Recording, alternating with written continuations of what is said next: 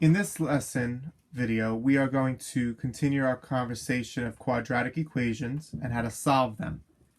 Keeping in mind that in the word problem or the example, you would be asked to either find the root, the solution, the zero, the x-intercept.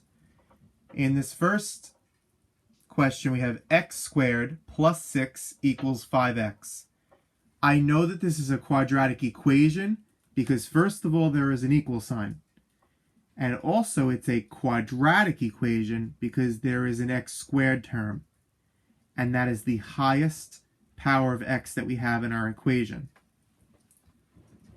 Whenever we're asked to solve a quadratic equation, what we have to do is we have to move all of the terms to one side of the equation and set it equal to 0. You're not able to solve a quadratic equation unless you set the equation equal to 0.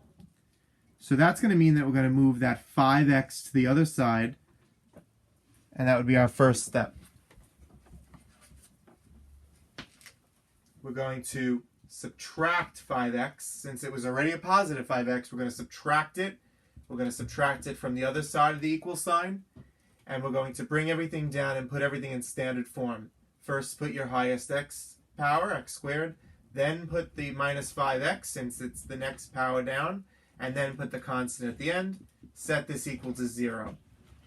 I can now proceed with solving this quadratic equation because I have an equals 0 on one side of the equation. What we're going to have to do next is factor. We're going to solve this by using factoring techniques that we already learned. That's why we learned them already. And we're going to factor the x squared minus 5x plus 6.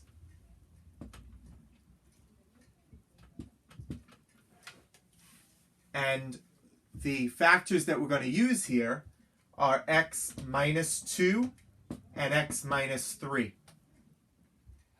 The reason why we're using negative 2 and negative 3 is because those numbers, negative 2 times negative 3, would multiply to be our c value, which is 6, and it would also, those pair of numbers would also add, negative 2 plus negative 3 would add to be the b term, the b value, which is negative 5. So the factors that I'm going to use on this side are x minus 2 and x minus 3. I'm going to set both factors equal to 0. If you know a factor, it's very easy to find the root because all you have to do is set that factor equal to 0. Well, here are our two factors. I'm going to set up a t-chart so we can keep this organized. I'm going to set this first factor, x minus 2, equal to 0. In order to get x alone, I'm going to add 2 to both sides. So x equals 2 is one of our roots or solutions. My other factor is x minus 3. I'm going to set that equal to 0. In order to get x isolated or on its own, I'm going to add 3 to both sides.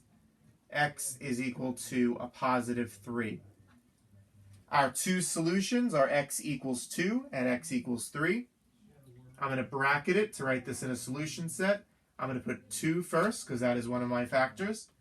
Then I'm going to put the comma and then put the 3 since it's another one of, one of my answers, roots, or solutions.